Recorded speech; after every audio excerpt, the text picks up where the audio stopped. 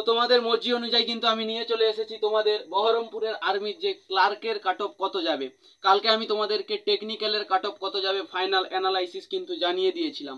তোমরা কিন্তু ওটা গিয়ে দেখতে পারো যারা কিন্তু টেকনিক্যালের এই ভিডিওটা দেখছো, টেকনিক্যালের ছেলে মেয়েরা। এটা কেবলমাত্র ক্লার্কদের জন্য বানানো।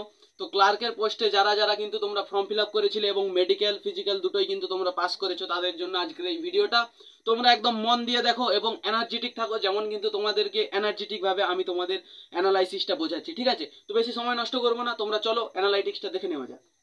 তো প্রথমে দেখো তোমাদের যে সমস্ত বিষয় ছিল এখানে বলে দিই তোমাদেরকে। এটা ক্লার্কের ফাইনাল কাট অফের একটা ফুল অ্যানালাইসিস ভিডিও দেখা যাচ্ছে। তোমাদেরকে কিন্তু আমি হাওয়ায় কথা বলছি না, তোমরা মিলিয়ে নেবে কেমন। তো তোমাদের কোন কোন বিষয়গুলো ছিল বলে দিই। তোমাদের জিকে ছিল 5টা কোশ্চেন, সায়েন্সের ছিল 5টা কোশ্চেন, ম্যাথের ছিল 10টা কোশ্চেন, কম্পিউটারের ছিল 5টা কোশ্চেন এবং ইংলিশের ছিল 25টা কোশ্চেন। ঠিক আছে, তো তোমাদের জিকে দেখো 5, সায়েন্স দেখো 5, ম্যাথে কিন্তু 10। তোমাদের মেন যেটা কিন্তু কম্পিউটার অ্যান্ড ইংলিশ। ঠিক আছে, ইংলিশ কিন্তু তোমাদেরকে খুব ভালোভাবে জানা উচিত, কারণ তোমাদের কাজ কিন্তু কম্পিউটারে বসে। তার জন্য তোমাদেরকে একটা ইংলিশের বেসিক নলেজ কিন্তু ভালোভাবে রাখতে হবে, যেই কারণে কিন্তু তোমাদের ইংলিশ 25 নম্বরে। এবারে তোমরা জানো তোমাদের পূর্ণমান প্রত্যেকটা কোশ্চেনের কিন্তু 4, সব কোশ্চেনের মার্ক কিন্তু 4 নাম্বার করে এবং মাইনাস পয়েন্টিং তোমরা সকলেই জেনেছো। আমি এখানে সিলেবাস বলতে যাচ্ছি না, তোমাদেরকে কাট অফ নিয়ে কথা বলছি। ঠিক আছে, তাও তোমাদেরকে একটু বেসিক জানিয়ে রাখলাম।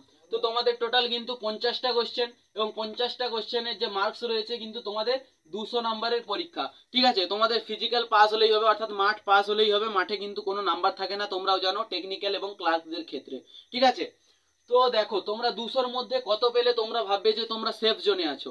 ক্লার্কের অনেকেই ভালো পরীক্ষা দিয়েছে। আমার যাদের যাদের সঙ্গে কথা হয়েছে তোমাদেরকে বলছি 40 থেকে 42টা কোশ্চেন কিন্তু তারা করে এসেছে। আমি যখন জিজ্ঞাসা করি তারা কিন্তু বলেছে 40 থেকে 42টা কোশ্চেন কিন্তু তারা অলরেডি করে এসেছে। তাহলে তোমাদের কিন্তু অনেকটা রিস্কি হয়ে যাবে। যারা কিন্তু তোমরা বলছো আমরা 30টা করে এসেছি, যারা বলছো আমরা 32টা করে এসেছি, তাদের ক্ষেত্রে কিন্তু রিস্ক রয়ে যাবে।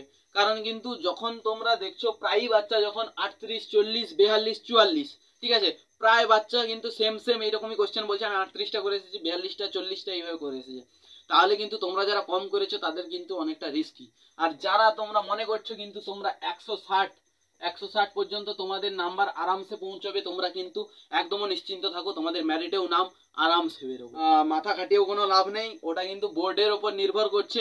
ঠিক আছে, বোর্ডের উপর নির্ভর করছে, বোর্ড কি করবে। তোমার যদি নসিবে থাকে তাহলে কিন্তু তুমি পেয়ে যাবে, তোমাদের নাম আসতে পারে।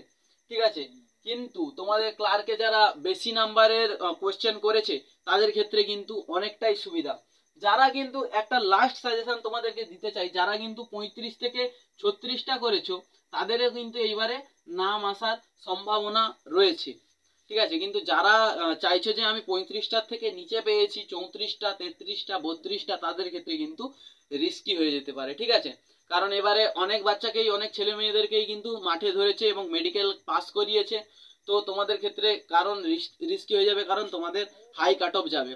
তোমাদের যারা কিন্তু ভালো পরীক্ষা দিয়েছে সাথে সাথে মাঠ পাস করেছে তারা কিন্তু তোমাদের পদরা ছিনিয়ে নিয়ে চলে যাবে। ঠিক আছে, তো তোমাদের যাদের মনে হচ্ছে তোমরা 28টা কোশ্চেন করেছো তারা কিন্তু তোমাদের চাকরি পাওয়ার আশা, ফাইনাল মেরিটে নাম আসার কথা ভুলে যাও। খারাপ ভেবো না, যেটা সত্যি আমি সেটাই বলছি। যারা 30-এর উপরে তোমরা করেছো, 32-এর উপরে কোশ্চেন করেছো, তারা আশা রাখো যে মেরিটে তোমাদের নাম আসবে। কিন্তু যারা 30-এর নিচে তাদের কিন্তু মেরিটে নাম আসবে না।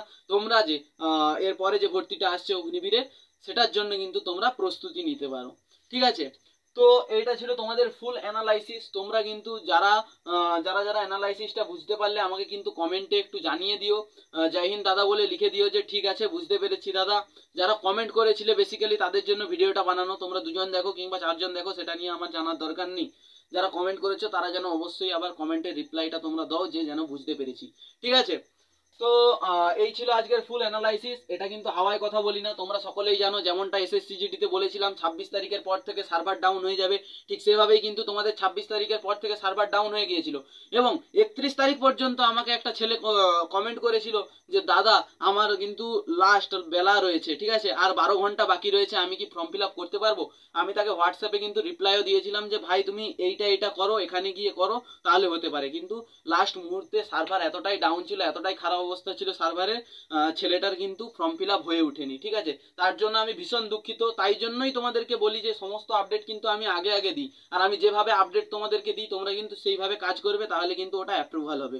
ঠিক আছে, তো এটা ছিল আজকের ফুল কাট অফ অ্যানালাইসিস ক্লার্কদের ক্ষেত্রে। কালকে আসবে জিডির ফুল অ্যানালাইসিস। তো তোমরা সবাই ভালো থেকো, সুস্থ থেকো। দেখা হচ্ছে একটা নেক্সট ইনফরমেটিভ ভিডিও নিয়ে, ইনফরমেশন পূর্ণ ভিডিও নিয়ে। তো ততক্ষণের জন্য তোমাদের কাছ থেকে একটু সময় ব্রেক চাইছি বা বিদায় জানাচ্ছি। জয় হিন্দ, জয় ভারত, বন্দে মাতরম।